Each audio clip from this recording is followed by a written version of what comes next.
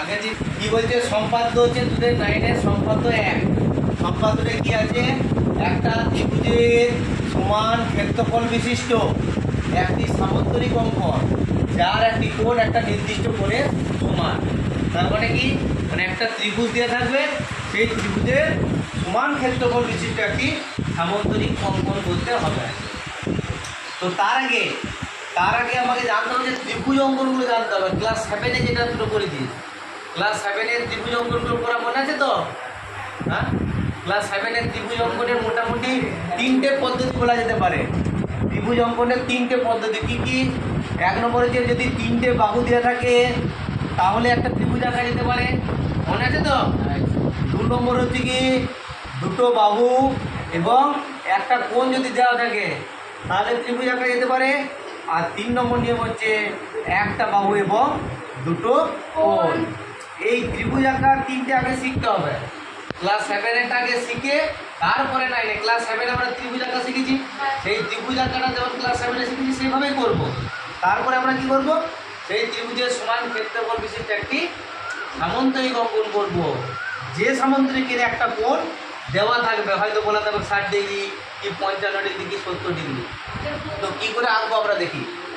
তাহলে ত্রিভুজ আঁকাগুলো কি বলতে হবে কি 3টে বাহু দিয়ে থাকলে কী করে আঁকে জানিস তো?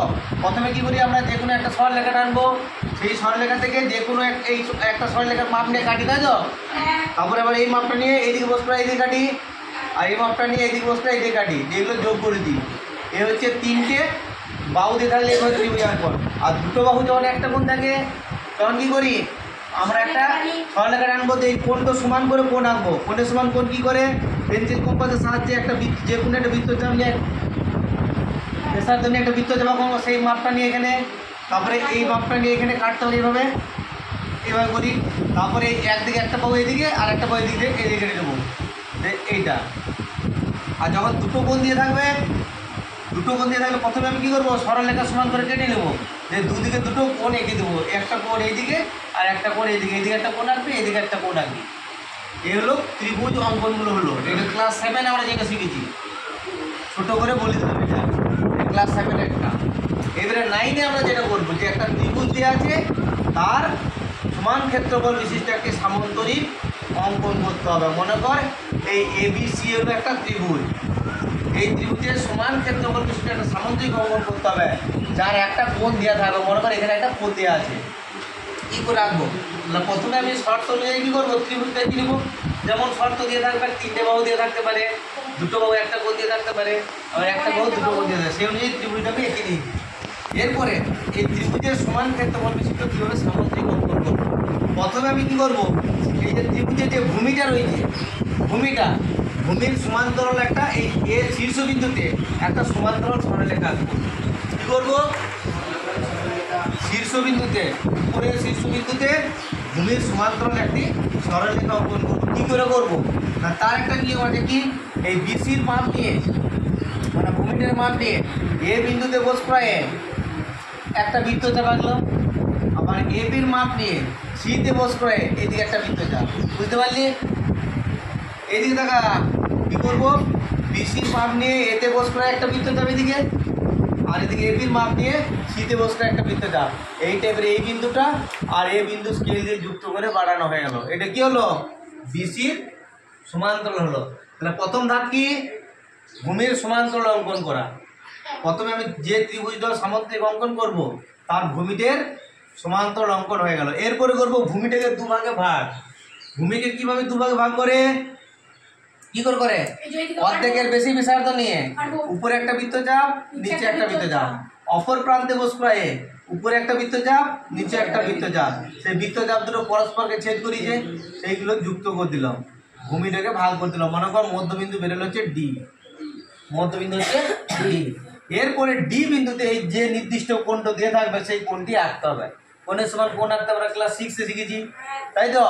এই কোণের সমান কোণটা আমি D বিন্দুতে আঁকবো। কী করবো এই এরকম ভাবে, মনে পড়ছে তো? এইটা যে বৃত্তচাপটা নিয়ে আসবি এর সাথে এখানে আসবি, তারপরে এই মাপটা নিয়ে এখানে কাটবি, হয়ে গেল। তাহলে এই কোণটা সমান। এরপরে ভূমির অর্ধেকের মাপ নিতে হবে। এইটা ভূমির অর্ধেক এইটা হতে পারে এইটা হতে পারে, যে কোনো একটা মাপ নিলে হবে। ভূমির অর্ধেকের মাপ নিয়ে কোণের যে সরলরেখাটা এই সমান্তরাল সরলরেখাটা ছেদ করে দেখতে পাচ্ছি এখানে একটা বিন্দুতে, তাহলে এই অর্ধেকের মাপ নিয়ে এইখান থেকে বস্তু করে একটা বৃত্ততে রাখতে হবে, তারপরে এইটার সাথে এটা যোগ করে দেবো। এই যে সামান্তরিকটা হলো মনে কর ডিসি, আমি নাম দিচ্ছি ধরো ইএফ, এই যে ডিসি ইএফ এই যে সামান্তরিকটা, এই সামান্তরিকের ক্ষেত্রফল এই ত্রিভুজের ক্ষেত্রফলে কি হবে? সমান হবে। যার একটা কোণ কি এই যে কোণটা দিয়ে আছে তার সমান দেয়। এই যে সামান্তরিকটা হচ্ছে ডিসি ইএফ, এই সামান্তরিকটা এই ত্রিভুজ এবিসি এর ক্ষেত্রফলের সমান, এবং এর একটা কোণ কি যে কোণটা দেওয়া আছে তার সমান হয়েছে। এইটাই দিয়েছিল দেখ, একটা ত্রিভুজের সমান ক্ষেত্রফল বিশিষ্ট একটা সামান্তরিক অঙ্কন করো যার একটি কোণ নির্দিষ্ট কোণের সমান। তাহলে আরেকবার বলছি, প্রথমে আমি কি করব, ত্রিভুজটা শীর্ষবিন্দুতে কি করব, ভূমির সমান্তরাল একটি সরলরেখা অঙ্কন, 1 নম্বর নিয়ম। 2 নম্বরটা কি, ভূমিটাকে দুভাগে ভাগ, 2 নম্বর নিয়ম হয়ে গেল। 3 নম্বর নিয়ম কি না, ভূমির মধ্যবিন্দুতে যে কোণটা দিয়ে থাকবে, যে নির্দিষ্ট কোণটা দিয়ে আছে তার সমান করে একটি কোণ আঁকবো। এরপরে ভূমির অর্ধেকের মাপ নিয়ে সেই কোণটো সমান্তরাল সরলরেখাটাকে যে বিন্দুতে ছেদ করেছে সেখান থেকে নিয়ে ওই একই ব্যাসার্ধ নিয়ে ভূমির অর্ধেকের সমান ব্যাসার্ধ নিয়ে একটা বৃত্ততে আঁকবো, যে সেই ছেদ বিন্দুর সাথে এই শীর্ষবিন্দু সি যুক্ত করব। এই যে সামান্তরিকটা তৈরি হলো, এই সামান্তরিকের ক্ষেত্রফল হচ্ছে এই ত্রিভুজের ক্ষেত্রফলের সমান, এবং এর একটা কোণ নির্দিষ্ট কোণটা সমান। এরপর